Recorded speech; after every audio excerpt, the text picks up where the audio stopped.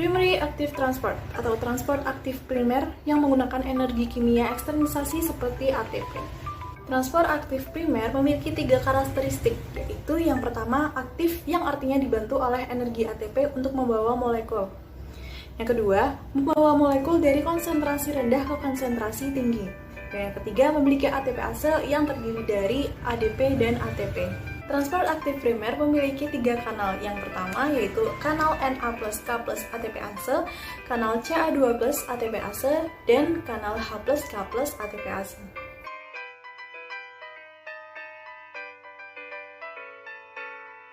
Yang pertama ada kanal Na plus K plus ATPase. Pada kanal ini keluar masuknya ion Na plus dan K plus diatur oleh pompa natrium kalium. Enzim Na plus K plus ATPase aktif dan membutuhkan energi dari ATP. Untuk setiap molekul ATP yang digunakan untuk memompa, 3 ion natrium itu diekspor dan 2 ion kalium diimpor. Maka ada ekspor bersih dari 1 muatan positif per siklus pompanya. Nah, proses pada kanal Na plus K plus ATPase ini dimulai dari bagian dalam sel. Pompa memiliki afinitas yang lebih tinggi untuk ion Na plus daripada ion K plus, sehingga setelah mengikat ATP, kemudian mengikat 3 ion Na intraseluler. Yang kedua, ATP dihidrolisis menyebabkan fosforilasi pompa pada residu aspartat yang sangat terkonservasi dan pelepasan ADP selanjutnya. Proses ini menyebabkan perubahan konformasi pada pompa. Nah, perubahan konformasi mengekspos ion Na keluar. Bentuk pompa yang terfosforilasi memiliki afinitas rendah terhadap ion Na+, sehingga mereka dilepaskan kemudian memiliki afinitas tinggi untuk ion K+.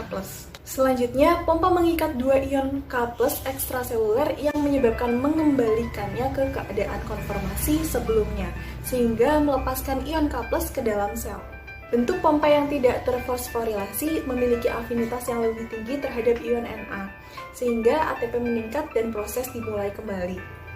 Kanal Na plus K plus ATPase ini memiliki fungsi untuk menstimulus insulin untuk meningkatkan metabolisme kita. Terjadinya kelainan itu karena proses kerja yang terus-menerus sehingga proses tidak terjadi secara maksimal. Nah, salah satu contohnya adalah menaiknya kontraksi jantung yang dapat diatasi dengan mengkonsumsi obat digoxin. Selanjutnya yaitu kanal Ca2 plus ATPase. Ca2 plus ATPase adalah bentuk PATPase yang mentransfer kalsium setelah otot berkontraksi. 2 jenis kalsium ATPase yaitu pertama, membran plasma Ca2 plus ATPase atau PMCA adalah protein transportasi di membran plasma dari sel-sel yang berfungsi untuk menghilangkan kalsium atau Ca2 plus dari sel. Yang kedua yaitu retikulum sarkoplasma Ca2 plus ATPase atau SECA dalam miosit atau sel otot. Ca2 plus biasanya diasingkan atau terisolasi dalam bentuk khusus retikulum endoplasma atau ER yang disebut retikulum sarkoplasma atau SR. Nah, pada otot rangka, pompa kalsium di membran retikulum sarkoplasma bekerja selaras dengan pompa kalsium serupa di membran plasma. Hal ini memastikan bahwa konsentrasi sitosolik kalsium bebas dalam otot istirahat di bawah 0,1 m. Pompa kalsium retikulum sarkoplasma dan endoplasma berhubungan erat dalam struktur dan mekanisme, dan keduanya dihambat oleh agen pemicu tumor tapsigargin yang tidak mempengaruhi pompa membran plasma Ca2+. Kanal H plus K plus ATPase. H plus K plus ATPase merupakan enzim yang berfungsi dalam proses pengasaman lambung. Enzim ini menukar kalium dari lumen usus dengan hidronium sitoplasma. Enzim ini merupakan enzim yang bertanggung jawab penuh dalam proses pengasaman isi lambung dan aktivasi enzim pepsin. Sebagai pompa ion, H plus K plus ATPase mampu mengangkut ion melawan konsentrasi gradien dengan menggunakan energi yang berasal dari hidrolisis ATP. Jika enzim H plus K plus ATPase ini diproduksi secara berlebih di dalam tubuh kita, maka kita dapat mengonsumsi obat PPI atau proton pump inhibitor yang dapat digunakan untuk mengatasi kelainan sekresi asam lambung dengan menghambat enzim H+. Eksositosis adalah mekanisme transport molekul besar seperti protein dan polisakarida yang melintasi membran plasma dari dalam keluar sel, atau bisa disebut juga dengan sekresi. Mekanisme transport ini yaitu dengan cara menggabungkan vesikula yang berisi molekul tersebut dengan membran plasma. Dengan kata lain, eksositosis yaitu mengeluarkan suatu kotoran dalam sel seperti protein, hormon, dan lainnya.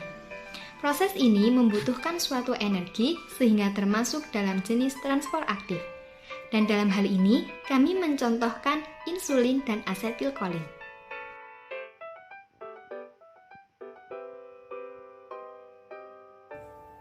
Proses terjadinya eksositosis yang pertama dari DNA, lalu DNA mengalami transkripsi DNA dan menghasilkan mRNA. mRNA itu sendiri adalah perantara pembawa urutan protein. Selanjutnya, mRNA itu menempel pada retikulum endoplasma kasar. Di dalam retikulum endoplasma kasar terjadi proses pembuatan protein. Selanjutnya, protein tersebut keluar dan masuk ke dalam badan Golgi. Setelah protein masuk ke dalam badan Golgi akan menghasilkan protein sesungguhnya, yaitu insulin, neurotransmitter, dan musin. Lalu ketika protein tersebut bergabung dengan mikrotubulus, diberikan ATP, dienin, dan kinesin, kemudian dibawa membentuk fiskel menuju membran sel, dan bergabung pelan-pelan. Fiskel yang awalnya buatan kemudian membuka karena sudah rilis, lalu mengeluarkan atau menghasilkan insulin, ACH atau asetilkolin, dan musin. Kelainan yang menyebabkan penyakit. Yang pertama, kelainan struktur dan fungsi retikulum endoplasma kasar. Akumulasi dalam retikulum endoplasma kasar protein yang gagal melipat dikembalikan ke sitosol lalu terdegradasi yang mengakibatkan stres retikulum endoplasma dan menyebabkan disfungsi sel dan kematian sel. Contohnya adalah akumulasi protein kolagen yang salah lipatan di retikulum endoplasma kasar karena mutasi pada gen penyanti kolagen. Mendasari berbagai kelainan kerangka bawaan termasuk displasia spondylopimetasial yang ditandai dengan pertumbuhan tulang yang abnormal, sendi yang lemah, dan kerentanan terhadap dislokasi sendi. Yang kedua adalah efek samping insulin, gula darah yang turun terlalu rendah atau hipoglikemia, ruam, benjolan atau pembengkakan di tempat suntikan, kecemasan atau depresi, dan batuk saat diinjeksi insulin.